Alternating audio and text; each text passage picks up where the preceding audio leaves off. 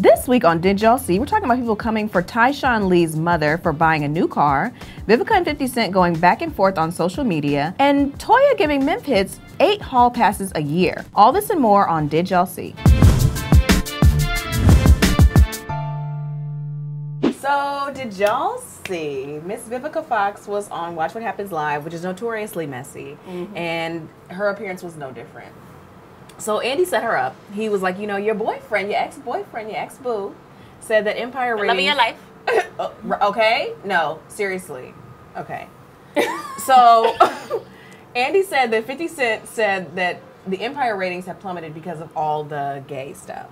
I didn't know that's how it started. That's how it started. But now it makes sense. Okay, see? It's still petty, but go ahead. Oh, yeah. No doubt. But that's how it started. So then she said, well, you know, I feel like that's just the pot calling the kettle black. And she's like, that's all I'm going to say. But y'all know Andy. Andy was like, what do you mean? So she was like, well, you know, his XXL cover was a little suspect. You know, she was like, he probably into some things. Some booty licking. Right. She's like, I'm not going to say he's gay, but he's like what'd she say? He's like a booty snatcher or something like that? A booty snatcher. So, you know, 50 Cent is a troll, like, professionally. So it wasn't long before he came through with the most unflattering pictures of Vivica Fox, going in on her, talking about how she licked his booty hole. So he's like, don't call me gay just because you licked my booty hole. So what do y'all think about this? And then what to me, okay, so let me just, what was so interesting to me is that Aisha Tyler got in on the thing, and she was like, Vivica with her $19.99 hair rinse, and you know, she had the Sharon Osbourne facial treatment. She was like, I just really don't. So after she was done with the pettiness, she was like, I just really don't like when people talk about their ex or whatever and their sexual preferences. She's like, if you were trying to if he really was gay, you shouldn't shame him for his potential sexuality. So what do y'all think about all of that? I mean, well, 50's comments about the gay stuff, well, that's problematic within itself, but we know that he's not too right in the head, so we know not to expect much from him. You know what I'm saying? I just expected a little more from Auntie, just because, I mean, you've been, this ain't your first rodeo. This ain't your first broken heart. This is, like, and this is not your first interview. You know how the press does, and I feel like she did that on purpose. She wanted to, I guess, have her name, you know, popping before her Empire debut. Hopefully it drives up ratings, gets her a permanent spot. I don't know, but it was just not a good idea. Segueing from that to Aisha Tyler. Girl. I feel some shade. No, I'm not even, it's not even no shade. I just don't think she should have gotten involved. Like, you didn't have to say, you could have said what you wanted to say, but you didn't have to, and our readers pointed this out perfectly. A $20 hair rinse? No, that hair looked good. Let's not. Her hair was laid. Yeah, her hair looked good that day. Like, stop it. Stop it. So all of that shade towards Vivica, like, and I just feel like it's a lot of behind the scenes stuff that we just don't know about. That's what I think. It's personal. It's very personal, and I just felt like she could have said what she had to say without throwing shade at Aunt Viv. Now Viv and 50, she still want him. Stop playing. That's the truth. That's the truth. Still want him. That's the truth. Because if you talk about it for too long, she starts crying. Then on her page last night, she did like a contour of her and him. Yes, and it was like weird because you're trying to call him like a Mitch, but at the same time, like, he looks like you. Like, was that supposed to be like your child? It was strange. Like, it was so weird. It was weird. You know what I mean? So I just really think, you know, I just think she want to have a baby by him, be a millionaire. She wants to D, and I just really feel like she took magic stick, basically, and she just took the opportunity, like Jasmine said, to have great ratings for Empire. That's what because then she started tagging her stuff. She did. So, you know, it just looks so silly. Both of them. Under the shade room. Yeah, they made on it together. Back and forth the whole night. Jesus. I was like, children. These are two very unhappy people.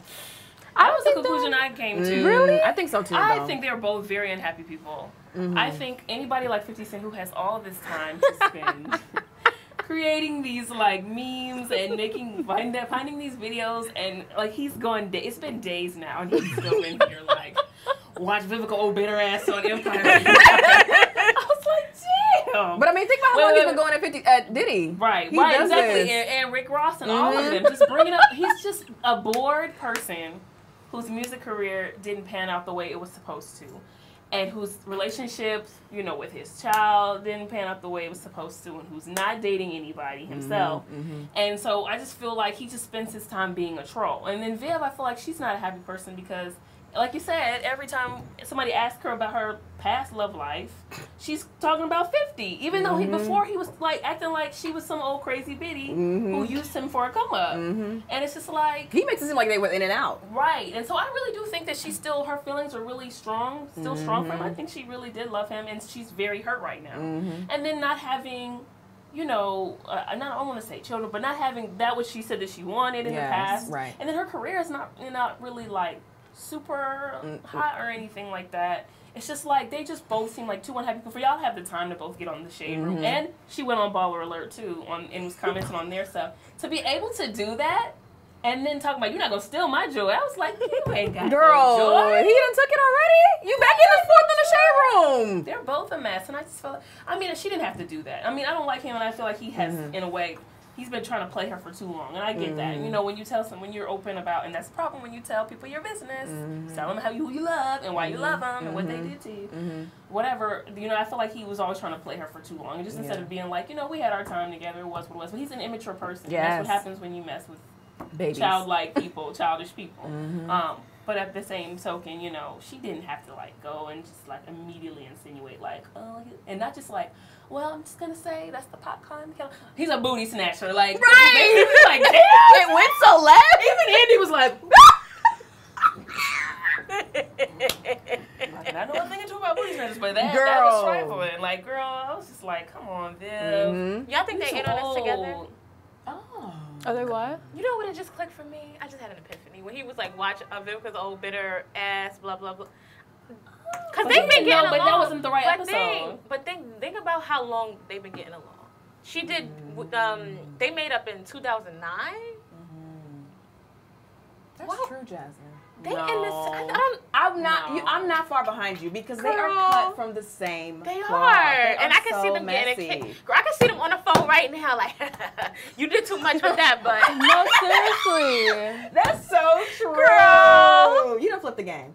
So did y'all see? We all heard about the death of Tyshawn Lee, the 9-year-old boy who was killed because of his father's gang activity. And you know, people immediately start to set up a GoFundMe account for him and his family for their burial costs. So his mother went and bought a car with the money, and I don't know how the news came out, but I think she put it on social media or something like that. Somehow she let people know. Well, right? I think somebody just found out, but she had to. She responded via social media because she was trying to say. She was like, I need this for my safety. She was like, you know, I can't be walking and taking the bus. You know, people were upset about that though, so they felt like she should be using the money for. I don't know. So the local church had already covered the cost of the funeral. Okay. Oh. Okay. So, what do y'all think about this? Do people have a right to be upset when you donate money? Is it really out of your hands? What do you think about it? I mean, you donated it to help this woman who lost her child. You didn't donate it to help the child.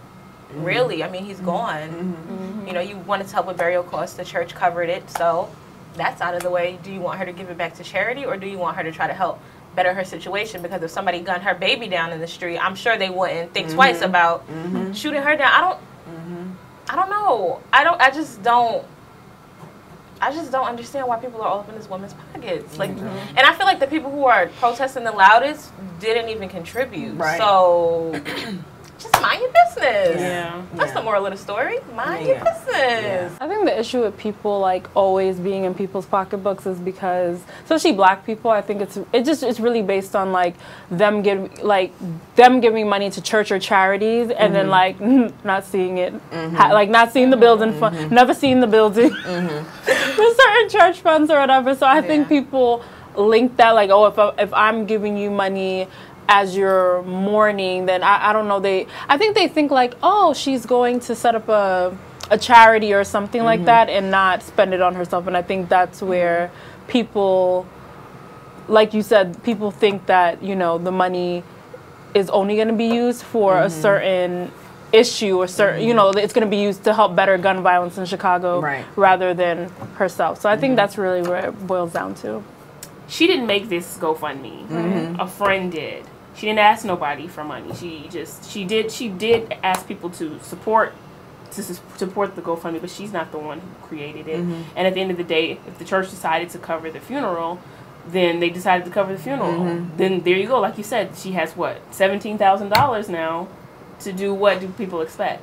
Right. It's not like she went and, you know, bought clothes or bought this or did that. She bought a car.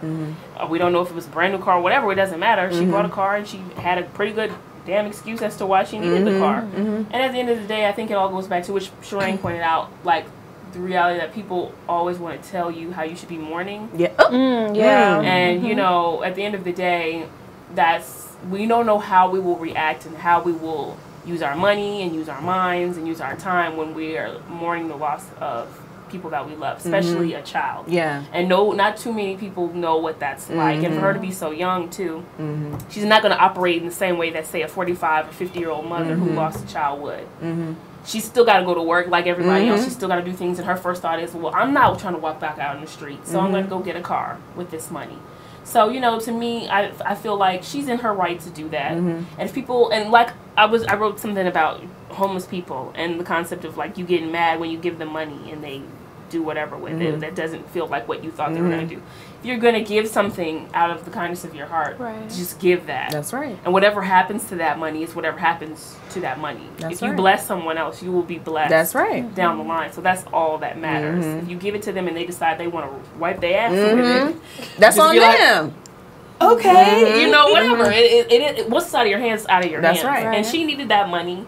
And, you know, clearly their lives weren't in, you know, the best place where she had all of this money anyway. So she needed it in general. So I don't fault her for that. And I do agree that I think people are too focused on how you should react, what you should do, what you should buy when you're in mourning. Don't worry about what I'm doing. I lost my damn child. Thank you. Don't say anything to me. Yeah. So did y'all see that Toya and Memphitz were on Untying the Knot? And on the show, during that therapy session, they revealed that Toya gives Memphitz 8 hall pass days. Meaning for 8 days throughout the year, he can do whatever, whoever he wants. But Toya is not given the same leeway. So when people came for her, she was like, I wish closed minds came with closed mouths. She was like, you know, the only reason I gave him these days was because I knew our relationship was, you know, heading towards the end. So you put the nail in the coffin by just opening up the door to... Meaning, like, you was focused on that, so I'm going to be focused on this over here. Like, you can go do what you want to do. I don't care. I'm going to go be focused on my business, my daughter, stuff like that. But if you really didn't care, it would be it would be every day. Right? Why 8 days? I mean, I know it's different strokes for different folks. You know, some people enjoy the luxury of having an open relationship. But this isn't an open relationship. You're remaining faithful while you're giving him permission to, you know, be out there. I haven't met any man who I want to be with so badly that I would just tolerate anything, you know? Because that's just like, I feel like that's like high school. Like an insecure girl wants to hold on to a guy so badly that she's like, all right, fine, you could flirt with her, you could do this, you could do that. All right, fine, just, it's dumb. It doesn't really make too much sense. I think that she's lying. I only say that because I love me some BZF baby, as you know, as nasty and disgusting as he can be. And you know, in a lot of music documentaries, she's always out here bashing him. And you know, and I'm not giving the green light to infidelity. However, how you up on these people's channels, on this platform, always talking about how Lil Wayne did this, that, and the third when you guys were married and he wasn't faithful, and then years down the line, you're much older and you have a teenage daughter who can see. Hello, and this is okay. You know what I mean? Like it's very, very weird. And like Jasmine said, there are people who, you know, they create whatever to make their relationship work. However, I just feel like, why are you making something work for someone who's always lying? He always lying and always got you looking crazy. You know, and I think that's, I don't know, that's just always something that even for me personally, like I always, and maybe like I can be a little bit psychotic about, but you know, you're just always don't like, make me look crazy.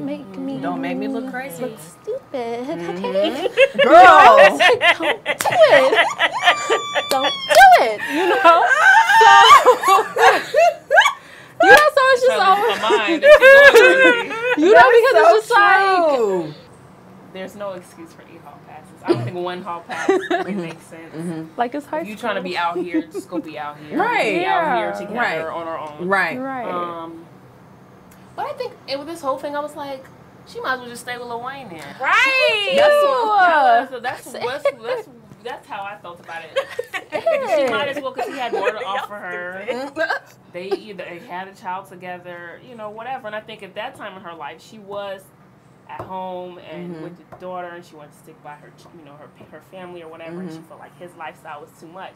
Now she's out here having her own, like, in the public lifestyle and going on reality TV and exposing your relationship business and just doing a lot of things that just don't make sense. It's just like, you might as well just stay with that man and kept him grounded, kept a bunch of kept the syrup out his hand. kept him from having all of these children out here. Ooh. Like, y'all should have just stayed together, because I mean, you just went from one, you know, uncomfortable situation that made sense. Okay, like, you know, not that it makes sense. Like, nobody should be out here cheating, but you're a rapper. All these girls be coming around you, whatever. But this Memphitz ain't doing nothing. Who was sleeping with this man?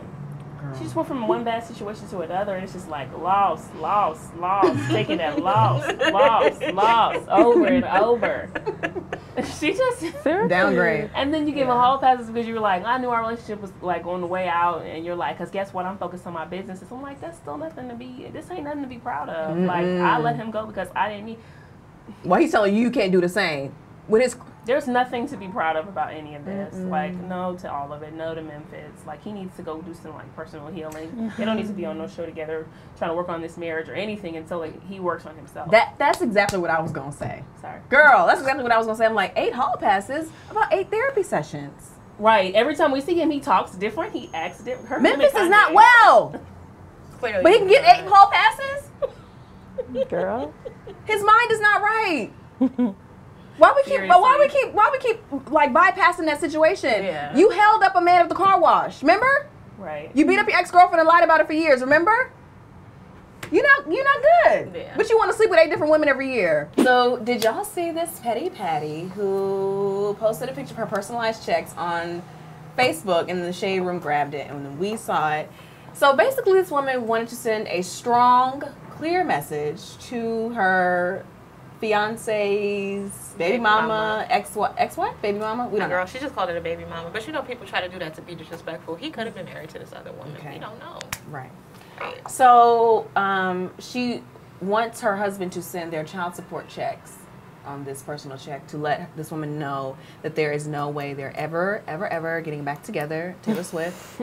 And it says right here, we're getting married. So what y'all think about this? Was she well within her rights to do this? Did she need to send a message? You know, some baby mamas can be a little clingy, a little possessive. Was she right? Was she wrong? What you think about it? I mean, first of all, I thought this was hilarious. Like, I hollered. But, I don't know, I just think in a situation like that where it's going to be a co-parenting situation, you're the stepmom, even as nasty as the baby mama could get, I wouldn't recommend going toe-to-toe with her. Like, you should try to be the bigger person, because this is just throwing, if the baby mama is as crazy as she says that she is, this is just throwing fuel on the fire, and it's just going to make life more complicated for you, your future husband, the child. It's just going to become way too much.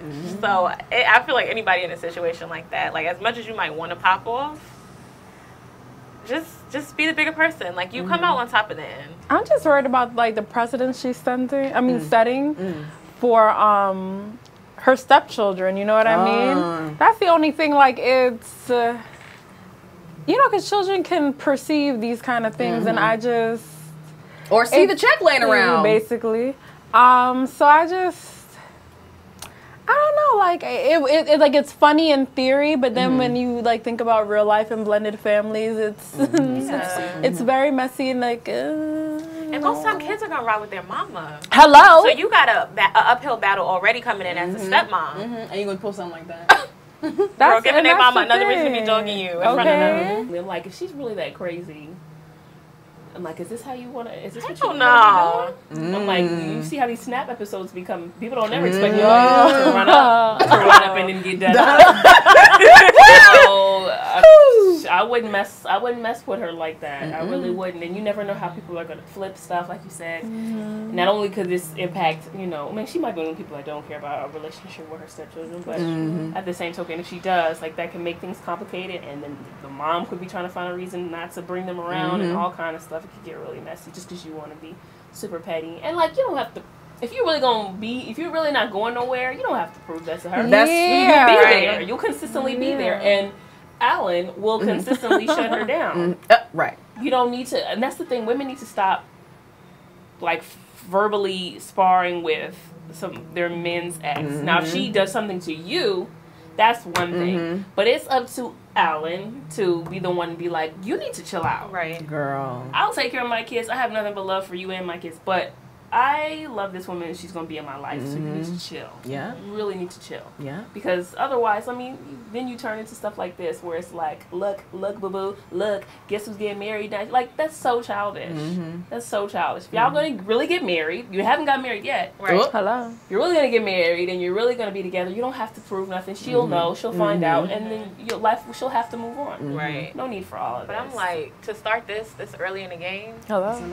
Y'all gonna be dealing with her each other for as long as the kids are alive. Quite some time. Forever. And I just think a real crazy baby mama has the potential to make your life hell. And you didn't open the floodgates. Yeah, and to me, if I was in one of these situations, I would want to be one of those women, the girlfriend or fiance, who just does not have contact with the girl. For what? We don't need to talk. Like, if she contacted me and she came with me with some hostility, I'd be like, I'm sorry, we don't need to have any form of communication. Alan's not in right now. Alan. Sorry, Alan's not here. Okay, bye-bye. But we're not gonna have beef. No. Because there's no reason. I'm not gonna beef with you. I didn't sleep with you. I didn't procreate with you. Alan's over there. Hey. That's right. So That's yeah. right. Now, if you have a question to me about how I treated your children, then that's one thing. Exactly. But we don't talk about Alan. That's it for this episode of Did Y'all See? For more videos like this one, be sure to subscribe to our YouTube channel at youtube.com/MadameNoire.